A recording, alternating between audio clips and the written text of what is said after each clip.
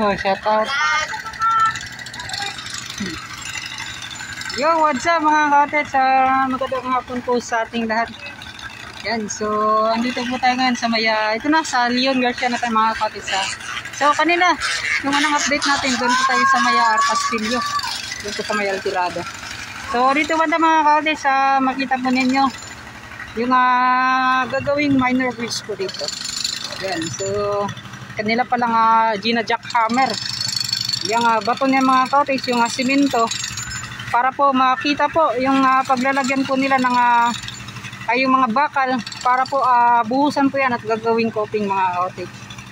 Lagayan po ng andang ito, yung girder. Yun, nakalabas na po yung mga bakal dito. Dito yung update natin na makita po ninyo. So pupunta na po tayo doon sa dulo nito, dito sa Maya Leon Garcia. Ayan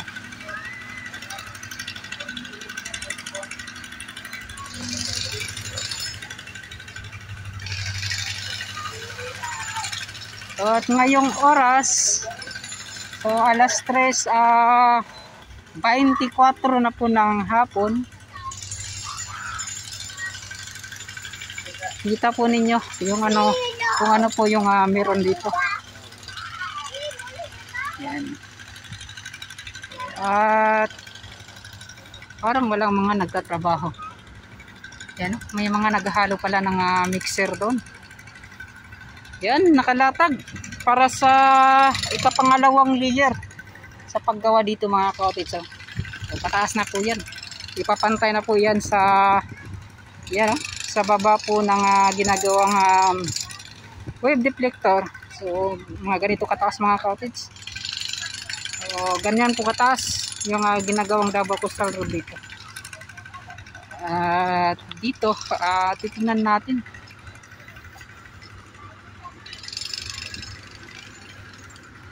Yeah.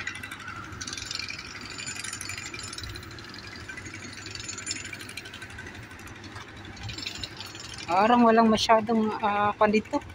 Tingin ko nagme-merienda yung mga nagtrabaho dito. Kasi wala sila Yan. So yung mixer na umiikot-ikot.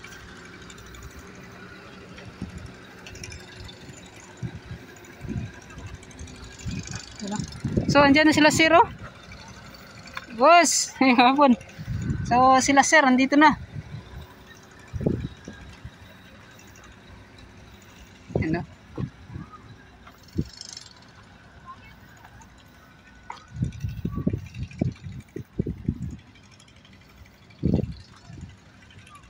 So, Danger Construction Site Authorized Person.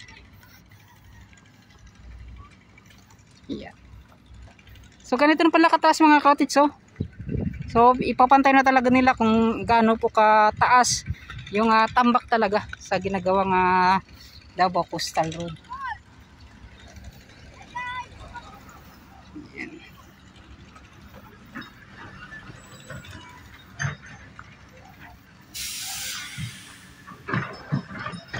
So yun.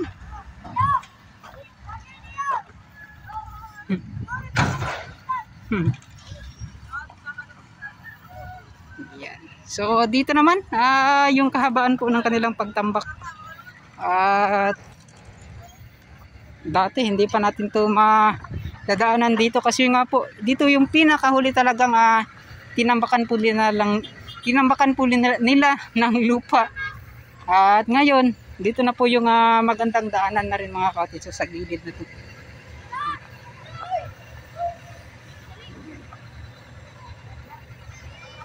So ito na nga.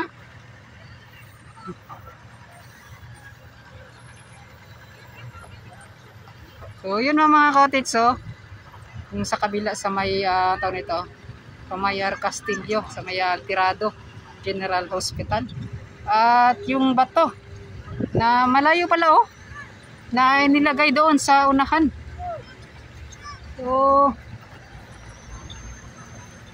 tingin ko isa na yung tama yan. Parang harang siguro yung ilalagay dyan mga ka-cottage. So di natin alam ano yung mga gagawin. Bakit po tinambakan dyan sa may unahan. So doon tayo kanina sa unang update natin. At ngayon dito sa may Leon Garcia, ito na po yung dami po ng tambak. At sila na po yung sa kabila dyan banda, sila na po yung abante dito. So dito mag-stop sila dyan para sa kanilang boundaryhan mga ka-cottage. Itong Mac Builders Company. So dyan po ay joint ventures ng Wueng at UBI. So ganun po yung kanilang mga proseso po sa pagtambak sa paggawa nitong Davao Coastal Road. At yun nga po, para mapadali talaga mga ka-cottage sa paggawa po nila ng access road na yan. So masyadong maganda yung kanilang naging plano. Kasi yun nga po, kapag dito kasi mga ka-cottage, hintayin pa kasi nila matapos itong pagtambak nitong isang package na to, isang kumpanya na sa-subcon dito. So para po makapagtambak yung isang package na nakakuha naman mga ka-cottage. So ganun. So yun, talagang gumawa sila ng access road dyan para magtuloy-tuloy talaga yung kanilang ginagawang Davao Coastal. So ito, yung mga pangyayari na nakikita naman natin mga ka-cottage, kung ano po yung mga nagbago talaga. More on gabundok na mga lupa para itatambak dito at ipapantay. Yeah. So dito hindi pa nga nila nakinuha diyan mga ka-cottage. So tuloy-tuloy na yan mga ka-cottage hanggang doon. So diyan lang kasi yung kanilang boundaryhan mga ka-cottage. So ito. So diri manata na si Gabales. May classmate ako dito mga ka-cottage, si Diana Marie Gabales. Yan, mega shoutout sa iyo Gabales. Yan. So i-con ko muna. Saan yung bahay ng classmate ko. Yan. Wow, shoutout! Yan si boss na operator ng backhoe. Yan So magpapantay na po yan siya dyan mga ka-cottage. Yung mga lupa na itinambak dito.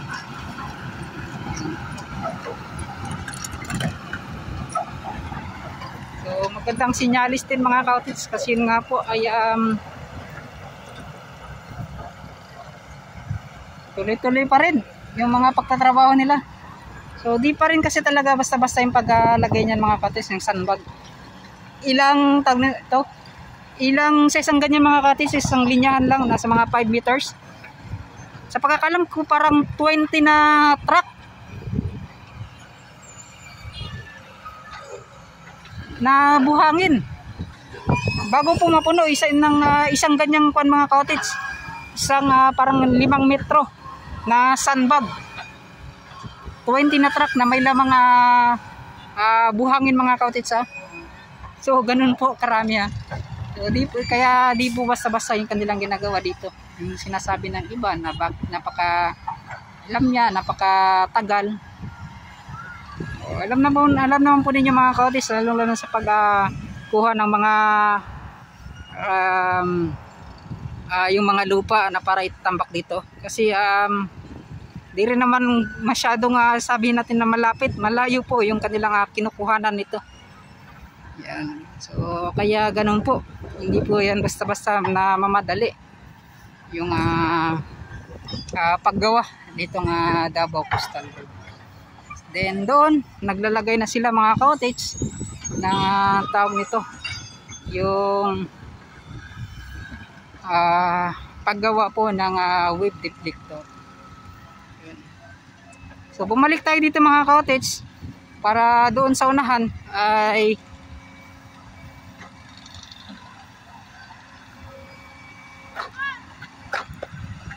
papunta na po tayo sa may Santa Ana Wharf. Yan.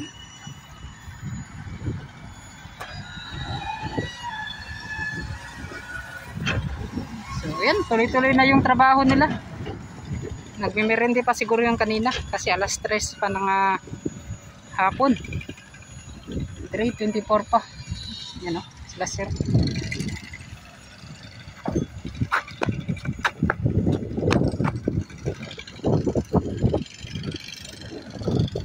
Okay.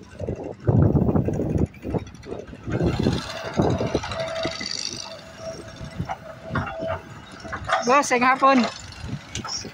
Nag-vlog ko Nag-vlog ko. Salamat. Yan. So, punta na tayo doon mga cottage sa unahan.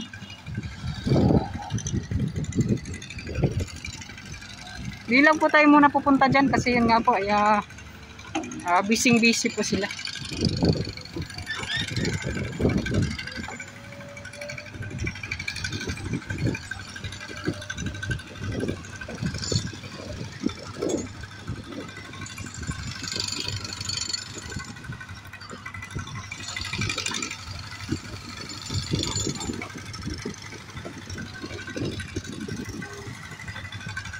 Nakita na nyo naman yung Santa Ana Wharf.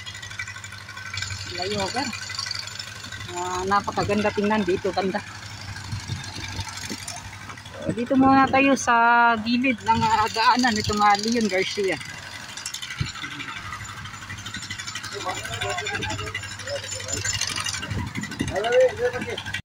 So yung mga cottage dito naman sa gilid na to. Dito banda, yan o.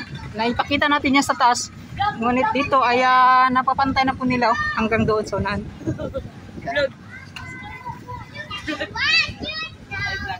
Uy. Yan, shoutout. Yan, shoutout. Yan. So may ka-shoutout pala kay Sir Sammy Ricaporte. Okay. Yan, Ricaporte. Ay, sila boss oh. Oh, sa ngabon. Yan, shoutout dahil sila sir. Diri ako. Shoutout dahil. Kaya sila. Nara. Yan, shoutout dahil. Uy, shoutout. Nya, unsay kon ni balita diri ah. Okay ra. Ay napit na. Kay na plaster mo sa taas god. Tuloy-tuloy na. Kasi ma'am dito si Sir. Dire. Ano? Asa? Babae. Amo na engineer. Kasi mga saba na. Okay ra na. Okay ra. So, yan.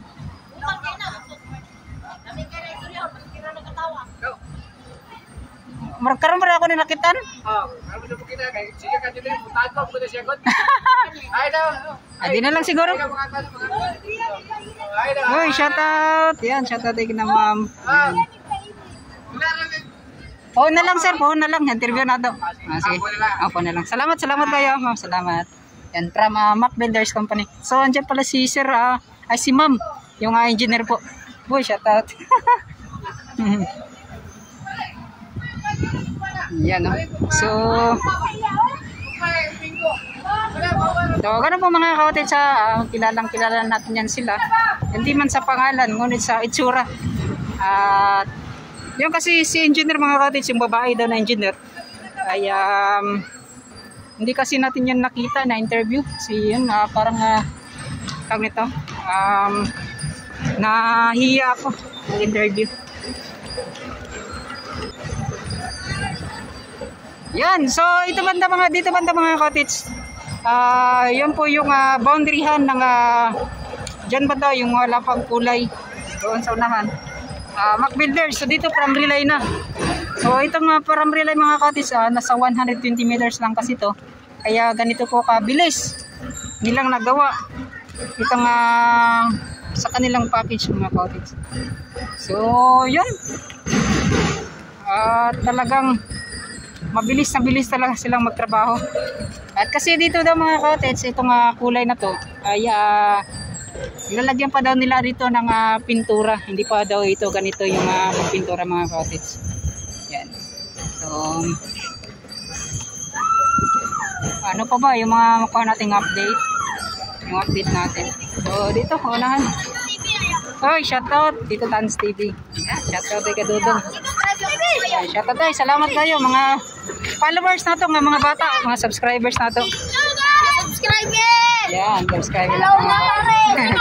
Yeah, like on ya. Ha? Wala ko sticker. O na, buwan to. Wala ko sticker. Salamat. Ako nag-silver po ka na Wala pa. Dito, tabalo na sila o kanyo. Dito Tans TV na yan. Ayan, salamat. Yan, shoutout. Salamat sa mga bata na itong followers. Yan. So, shoutout. So yun mga cottage, hanggang doon tayo sa dulo nitong package na to. Itong Leon Garcia. Hinihingal ako sa init. Yan sila sir, narito So di muna tayo pa naglakad-lakad dyan mga cottage. So dito muna tayo sa gilid. Yan. Dito talaga nagandahan ako dito sa gilid ng mga cottage kasi nga po malawak, malapad po at nasa mga 3 meters. So hindi katulad nung sa Bagua Playa, Talumo, Icolan at itong Boulevard. Hindi po ganito yung isang gilid. At pwede pa talagang kaso lang ganito mga cottage yung mga makita lang natin. Yan Boss. Nga po. Manang trabaho? Mana? Yan wala na. May ito Parang asfalto na lang kulang ani. Kani siya nganong gitanggal man ninyo day yung harang. Sabon no. Pero unsa ni siya sa kanang simintohon na lang or ay nga ni Japon pero mas paligunan pa ninyo ang kuan no, cyclone no. Sa siya kanang naguba og yaha or gituyo nga kuan. Ikaw no? Lagi to no. Katong dako-dako inyong ilisan siguro no. Yes. So yan. Boss, salamat po sa. Yan. Laka-laka na tani. Boss, at niya sila boss. So dito na mga cottage, boundaryhan po ito ng relay. Yan. May kulay na. Nakakaingal. Oy, shoutout sa nakaila. At yan, maraming salamat sa mga nakakilala sa atin. Oy, shoutout. Pa-shoutout na natin diri mga cottage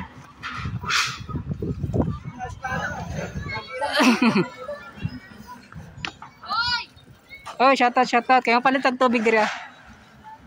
Sir, shoutout sir. Yan, shoutout. Shoutout sa mga nadir yan. Namay kan tubig. Gagmay lang. Palit ko. So shoutout din sa mga kandiri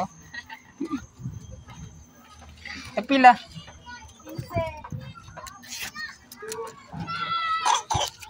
Okay. So sa mga panday karon mga cottage, ting sakit bitaw sa mga bata ron kay Tito Tans TV. Tito Tans TV. Yan, shout out. 15 pesos daw mga cottage. Shout out. Yan. Teresa. Yan, salamat kayo So palit ang tubig mga cottage para natay baon. Yan kasi padiretso na ta. Yan, salamat Yan, salamat. So dahil salamat. Uy. So ito mga cottage, ito yung mga makikita natin dito sa gilid po ng Leon Garcia.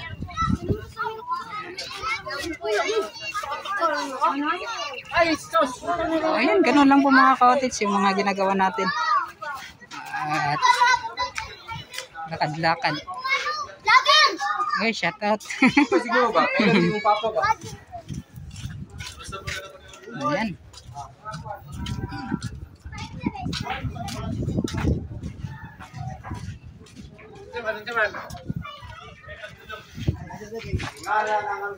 So, dyan na yung boundary ng Leon Garcia mga cottage. So, dito na ako mag-outro. Kasi nga po, next vlog ko ay dyan na naman sa may Santa Ana Ward. Napaka ganito. Napaka kampa ng tubig. So ito na. At wow. Sobrang daming tambak po ng ito yung nangihi. Sobrang daming tambak mga cottage. At nilagyan lang po nila ng daanan. So pinarayutan na lang ng maliit na daanan mga cottage para po ay makadaan yung mga heavy equipments. So yung mga cottage sa next vlog na lang yan para mas mataas-taas po yung mga update natin. Yan. So yan mga cottage yung kahabaan po nitong Leon Garcia. Yan. So hanggang doon po sa unahan mga cottage. So doon po tayo at nilakad natin. At siyempre yung doon na sa Mayor Castillo at sumakay po tayo, nagko-commute tayo mga cottage. So ganun lang po yung mga ginagawa natin kasi nga po mahirapan din tayong tawag nito kapag nag-arkila tayo ng mga sasakyan, hindi masyadong mahal siguro mga cottage. Yan, commute lang muna tayo ngayon, tiis-tiis lang muna. So kapag yung success talaga ay nasa sayo, ay ibibigay talaga yan mga cottage. So ito, maraming salamat at hanggang dito na lang. Papaalam na po ako. At yan, ay pasilip naman natin yung kanilang ginagawa dito sa Davao City. Ito nga ginagawang Davao Coastal.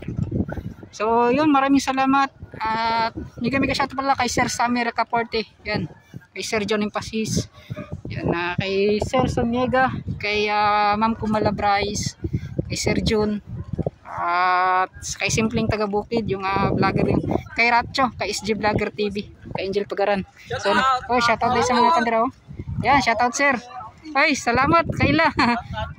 Yan, shoutout sir. So, kana sila sir, at least na nakailis pa po mga cottage. Yan, shoutout. So, mga nangaligo mga cottage. So, dahil salamat, ug hanto diri na lang. Yon, mega shoutout. Og sa mga FWs na to, mega shoutout. Yun, bye-bye na.